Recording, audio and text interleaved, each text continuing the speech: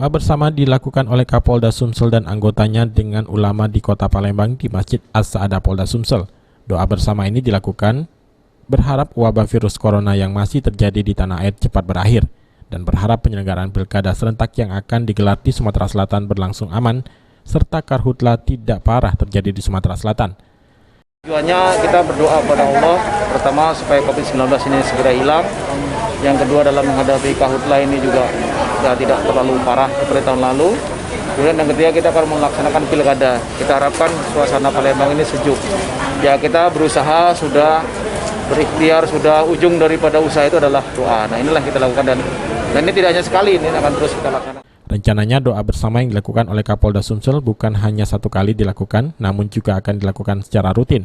Selain masjid, doa bersama juga akan dilakukan di sejumlah tempat ibadah lainnya di Sumatera Selatan. Firman Hidayat, PAL TV.